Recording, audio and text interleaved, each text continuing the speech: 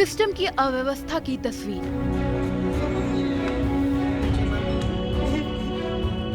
भाई की गोद में मासूम का शव। भाई का शव लिए घंटों बैठा रहा मासूम। नन्ही गोद, दिल भारी और सफेद कपड़े में 2 साल के नन्हे भाई का शव। क्या यही है जिंदगी? ये मंजर जिसने देखा उसकी रूह कांप गई। ये रूह कपाने वाली तस्वीर मुरैना की है, जहां सिस्टम की अव्यवस्था बयां करने वाली एक ऐसी तस्वीर सामने आई है जिसे देख आपकी आंखें नम हो जाएंगी।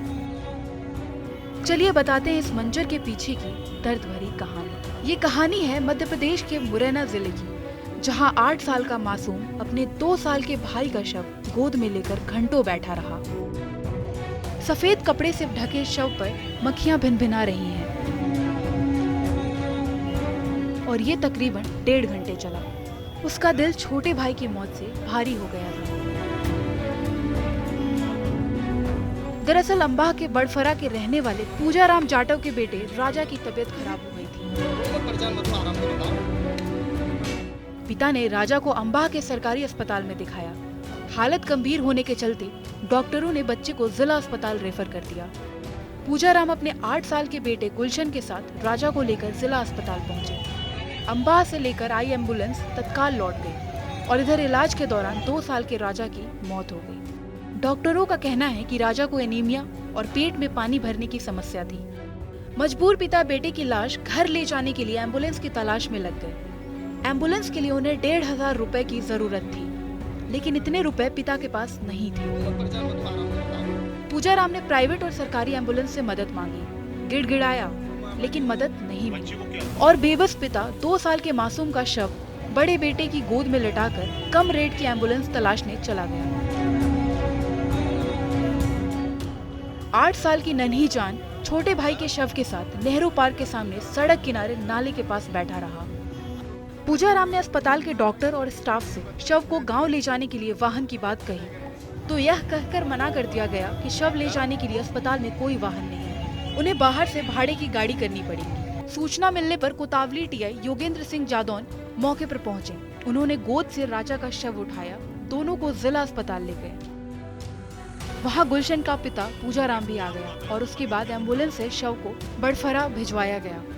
पूजाराम ने बिलखते हुए बताया कि उसके 4 बच्चे हैं, 3 बेटे और 1 बेटी, जिनमें राजा सबसे छोटा था और उसकी पत्नी 3 महीने पहले घर छोड़कर अपने मायके चली गई थी और वह खुद ही बच्चों की देखभाल करता है और साथ ही मजदूरी करने भी जाता है।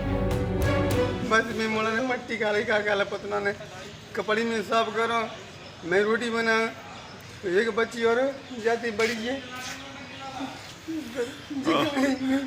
बच्चे ने मट्टी खा ली थी, क्या खा लिया था? इसने सर जी मेरे को पता नहीं, मैं घर में रहता नहीं रहता हुआ।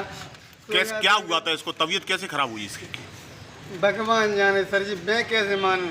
फिर आप अस्पताल लेके आए, क्या डॉक्टरों ने क्या कहा? नहीं, एक मेरे यहाँ के डॉक्टर है मटिया, उसको सब लोग ऐसे बोलते हैं कि बहुत बढ़िया है, तो उसने बोला था मेरे यहाँ पर रख दो ठुंडी पे, वो क्या बोलते हैं वो हींग है, हींग तो हींग मैंने पिला दिया था और हींग में रख दिया था। उसके बाद में सर जी कल सुबह से टोल नहीं किया था ना, पैसा पूरी रात पापा पापा पापा। आप ये बच्चे को छोड़ के चले गए थे, बच्चा नाले के पास बैठा था। मैं बोले गया था भाई को लेके आ रहा हूँ, मैं तो बोले गया था। कहाँ गए थे आप? मैं गाड़ी ले गया था, 1000 मांग रहे हैं, 2000 को मांग रहे हैं, कितने मांग रहे हैं? कहाँ ले जाएंगे अपनी गाड़ी? जी कौन था जिसने हींग वगैरह रखी थी पेट पे? रखवाई थी। यहाँ रखवाई थी। किस पे रखवाई? मटिया डॉक्टर ने। कहाँ का ये अपनी करें स्कूल के बाजू को, यानी बाजू बगल को। मामले को देखते हुए सियासत भी तेज हो गई। कमलनाथ ने घटना को लेकर दुख जताया और साथ ही एक के बाद एक ट्वीट कर शिवराज सरकार पर निशाना साधा। कमलनाथ ने कहा, मुरैना में 8 साल का मासूम बच्चा अपने 2 साल के छोटे भाई का शव लेकर अस्पताल में बैठा रहा। उसके पिता श्री पूजाराम जाटव बेटे का शव गांव ले जाने के लिए एम्बुलेंस के लिए गुहार लगाते रहे, लेकिन उन्हें घंटों तक एम्बुलेंस या शव वाहन नहीं मिला।